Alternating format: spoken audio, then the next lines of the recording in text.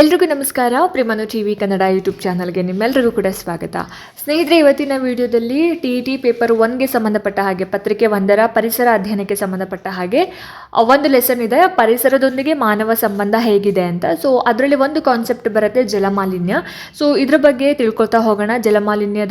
ಜಲಮಾಲಿನ್ಯಕ್ಕೆ ಕಾರಣಗಳೇನು, ಹಾಗೆಯೇ ಅದರ ಒಂದು ಪರಿಣಾಮಗಳು ಏನಾಗ್ತದೆ, ಅದನ್ನು ತಡೆಗಟ್ಟತಕ್ಕಂತಹ ಒಂದು ಮೂಲ ಹೇಗೆ, ಮತ್ತು ಗುರಿ ಮತ್ತು ಕಾರ್ಯಕ್ರಮಗಳು ಏನೇನು, ಇದೆಲ್ಲವನ್ನು ಕೂಡ ಇವತ್ತಿನ ವಿಡಿಯೋದಲ್ಲಿ ತಿಳ್ಕೊತಾ ಹೋಗೋಣ. ಯಾರೆಲ್ಲ ಈ ವಿಡಿಯೋನ ನೋಡ್ತಾ ಇದ್ದೀರಾ ಎಲ್ಲೂ ಕೂಡ ಸ್ಕಿಪ್ ಮಾಡಿದೆ ಪೂರ್ತಿ ವಿಡಿಯೋನ ನೋಡಿ, ಜೊತೆಗೆ ಸಬ್ಸ್ಕ್ರೈಬ್ ಮಾಡ್ಕೊಂಡು ನೋಡೋದನ್ನ ದಯವಿಟ್ಟು ಮರಿಬೇಡಿ ಅಂತ ಹೇಳ್ತಾ, ಜಾಸ್ತಿ ತಡ ಮಾಡೋದು ಬೇಡ, ಬನ್ನಿ ಆದಷ್ಟು ಬೇಗ ಇವತ್ತಿನ ವಿಡಿಯೋನ ಶುರು ಮಾಡ್ತಾ ಹೋಗೋಣ. ಸ್ನೇಹಿತರೆ, ನಮ್ಮೆಲ್ಲರಿಗೂ ಕೂಡ ಗೊತ್ತಿರೋ ಹಾಗೆ ಭೂಮಿಯಲ್ಲಿ ಅಸ್ತಿತ್ವವನ್ನು ಉಳಿಸ್ಕೊಂಡಿರ್ತಕ್ಕಂತಹ ಎಲ್ಲ ಜೀವಿಗಳ ಹಾಗೆಯೇ ಸಮಗ್ರವಾಗಿ ಎಲ್ಲ ಸಂಪನ್ಮೂಲಗಳ ಸಮೂಹವನ್ನು ನಾವೇನಂತ ಹೇಳಿ ಕರಿತೀವಿ, ಪರಿಸರ ಅಂತ ಹೇಳಿ ಕರಿತೀವಿ. ಸೊ ನಮ್ಮ ಪರಿಸರ ಮಲಿನ ಆಗೋದು ಅಂತಂದರೆ ಶುದ್ಧವಾಗಿರುವಂತಹ ನಿರ್ಮಲವಾಗಿದ್ದಂತಹ ಪರಿಶುದ್ಧತೆಯನ್ನು ಕಳ್ಕೊಂಡು ಕಲುಷಿತಗೊಂಡಿರುವಿಕೆಯನ್ನು ನಾವೇನಂತ ಹೇಳಿ ಕರಿತೀವಿ, ಪರಿಸರ ಮಾಲಿನ್ಯ ಅಂತ ಹೇಳಿ ಕರಿತೀವಿ. ಸೊ ಮಾಲಿನ್ಯ ಯಾರಿಂದ ಆಗ್ತಾಯಿದೆ? ಮನುಷ್ಯರಿಂದನೇ ಆಗ್ತಾ ಇದೆ ಮಾಲಿನ್ಯ.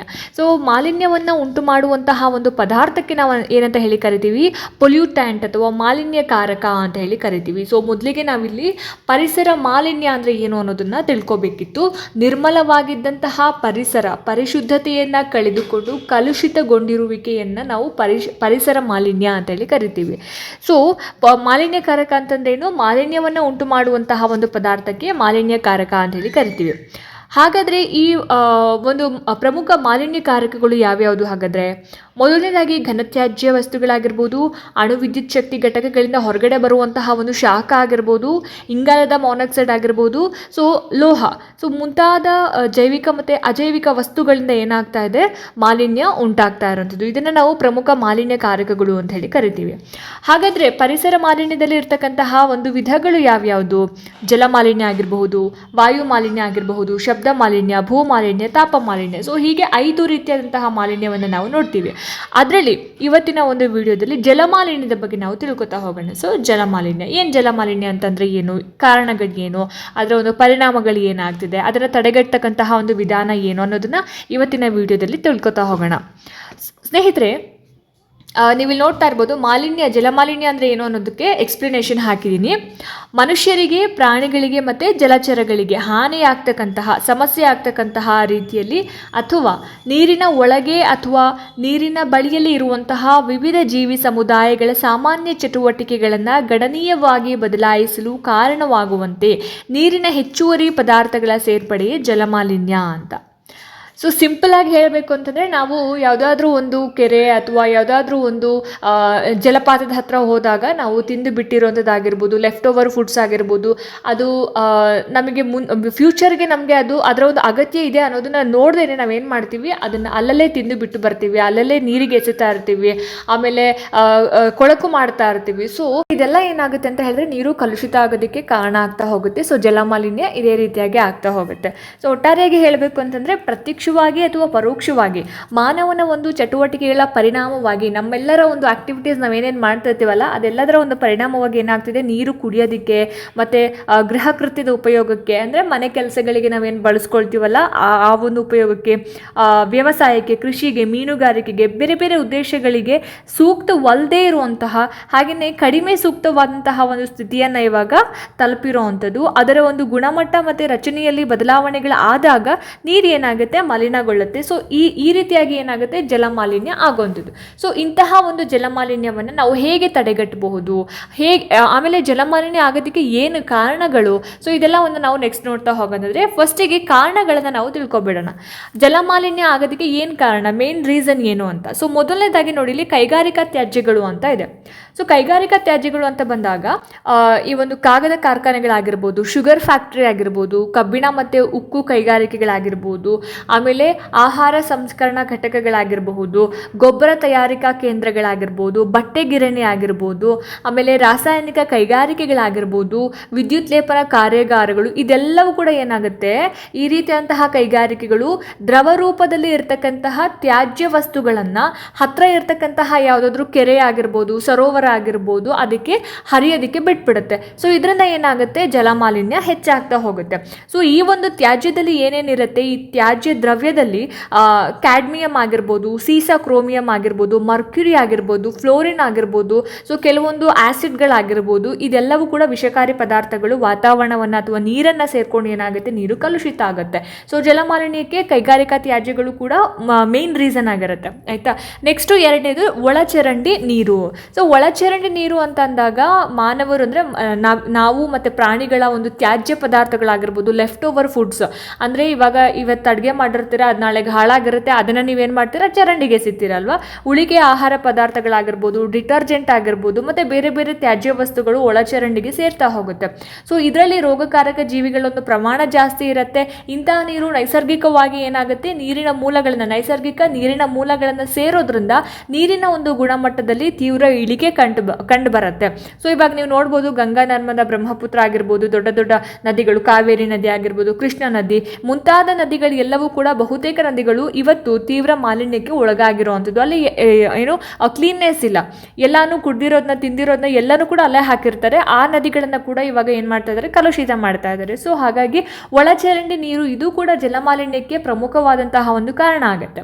ಇನ್ನು ನೆಕ್ಸ್ಟ್ ಕೃಷಿ ಮೂಲದ ತ್ಯಾಜ್ಯಗಳು ಅಂತ ಇದೆ. ಕೃಷಿ ಮೂಲದ ತ್ಯಾಜ್ಯಗಳು ಅಂತ ಬಂದಾಗ ಗೊಬ್ಬರ ಆಗಿರ್ಬೋದು, ಕೀಟನಾಶಕ ಆಗಿರ್ಬೋದು, ಸೊ ಇದೆಲ್ಲವೂ ಕೂಡ ಏನಾಗುತ್ತೆ, ಕೃಷಿ ಮೂಲದ ಉಳಿಕೆಗಳು ಈಸಿಯಾಗಿ ನೈಸರ್ಗಿಕ ನೀರಿನ ಒಂದು ಮೂಲವನ್ನು ಸೇರ್ಕೊಳ್ತಾ ಹೋಗುತ್ತೆ.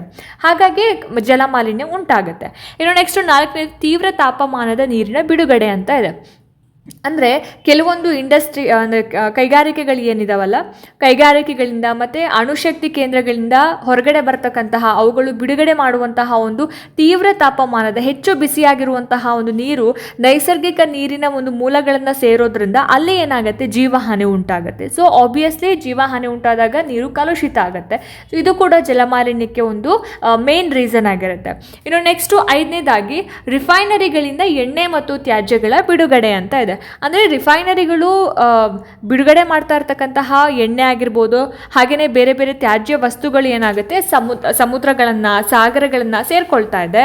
ಅಲ್ಲಿನ ಒಂದು ಜೈವಿಕ ಸಂಪತ್ತಿಗೆ ಹಾನಿ ಉಂಟು ಮಾಡ್ತಾ ಇರೋವಂಥದ್ದು. ಫಾರ್ ಎಕ್ಸಾಂಪಲ್, ಜಪಾನಲ್ಲಿ ವಿನೈಲ್ ಕ್ಲೋರೈಡ್ ಕೈಗಾರಿಕೆಯಿಂದ ಬಿಡುಗಡೆಯಾದಂತಹ ಮರ್ಕ್ಯುರಿ ಏನಿದೆ, ಮೀನಾಮಾಟದ ಕೊಲ್ಲಿಯನ್ನು ಸೇರಿಕೊಳ್ಳುತ್ತೆ.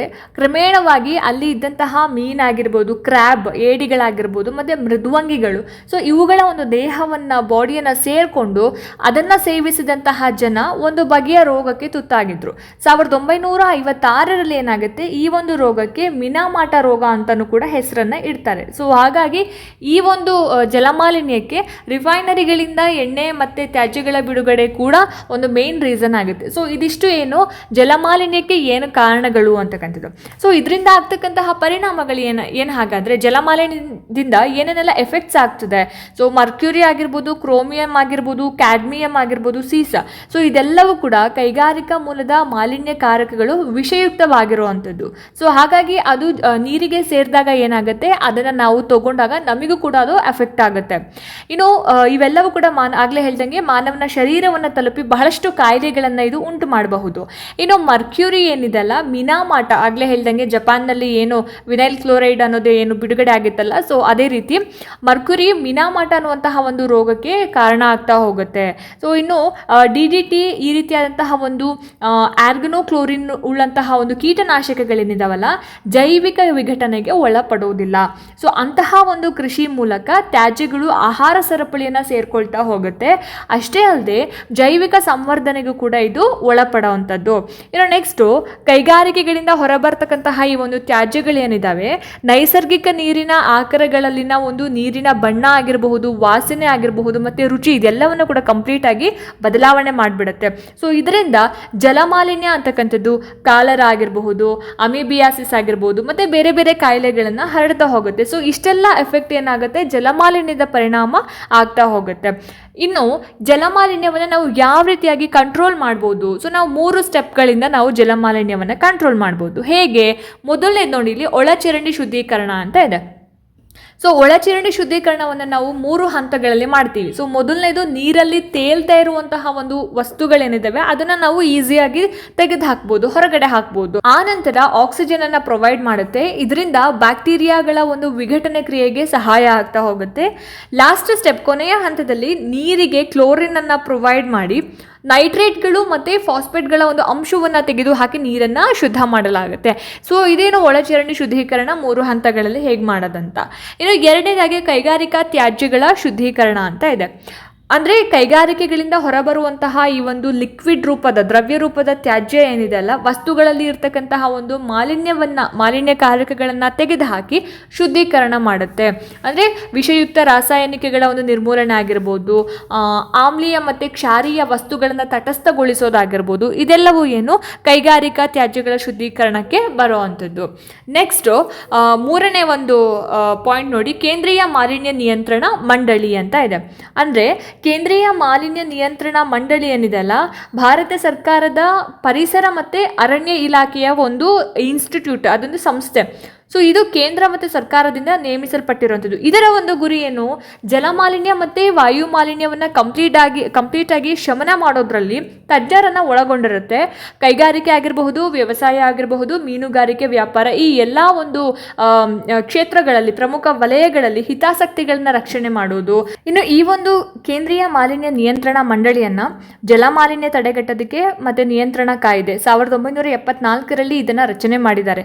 ಏನಕ್ಕೆ, ಜಲಮಾಲಿನ್ಯನ ತಡೆಗಟ್ಟೋದಕ್ಕೆ ಮತ್ತು ಅದನ್ನು ನಿಯಂತ್ರಣ ಮಾಡೋದಕ್ಕೆ ಅಂತ ಹೇಳಿ. ಸೊ ಇದೇನು ಕೇಂದ್ರೀಯ ಮಾಲಿನ್ಯ ನಿಯಂತ್ರಣ ಮಂಡಳಿಯ ಒಂದು ಕಾರ್ಯ ಮತ್ತು ಅದರ ಒಂದು ಗುರಿ ಏನು ಅನ್ನೋದು. ಸೊ ಈ ರೀತಿಯಾಗಿ ನಾವು ಏನು ಮಾಡ್ಬೋದು, ಜಲಮಾಲಿನ್ಯವನ್ನು ನಾವು ಕಂಟ್ರೋಲಲ್ಲಿ ಇಟ್ಕೋಬಹುದು, ನಿಯಂತ್ರಣ ಮಾಡ್ಬೋದು ಅಂತ. ಸೊ ಇದಿಷ್ಟು ಏನು ಜಲಮಾಲಿನ್ಯ ಅಂದರೆ ಏನು, ಜಲಮಾಲಿನ್ಯಕ್ಕೆ ಇರ್ತಕ್ಕಂತಹ ಒಂದು ಕಾರಣಗಳೇನು, ಅದರಿಂದ ಆಗ್ತಕ್ಕಂತಹ ಒಂದು ಪರಿಣಾಮಗಳು ಮತ್ತು ಜಲಮಾಲಿನ್ಯದ ನಿಯಂತ್ರಣ. ಸೊ ಈ ವಿಡಿಯೋ ನಿಮಗೆ ಇಷ್ಟ ಆಗಿದೆ, ಈ ಟಾಪಿಕ್ ನಿಮಗೆ ಅರ್ಥ ಆಗಿದೆ ಅಂತ ಅಂದ್ಕೊಳ್ತೀನಿ. ಇಷ್ಟ ಆಯಿತು ಅಂತಂದರೆ ದಯವಿಟ್ಟು ಲೈಕ್ ಮಾಡಿ, ಶೇರ್ ಮಾಡಿ, ಹಾಗೆ ನಿಮ್ಮ ಅನಿಸಿಕೆ ಅಭಿಪ್ರಾಯಗಳೇನೇ ಇದ್ರೂ ಕೂಡ ನನಗೆ ಕಾಮೆಂಟ್ ಸೆಕ್ಷನಲ್ಲಿ ತಿಳಿಸಿ ಅಂತ ಹೇಳ್ತಾ, ಇದೇ ರೀತಿ ಹೆಚ್ಚಿನ ವೀಡಿಯೋಸ್ಗಳಿಗೋಸ್ಕರ ನಿರಂತರವಾಗಿ ನನ್ನ ಚಾನಲನ್ನು ನೋಡ್ತಾ ಇರಿ.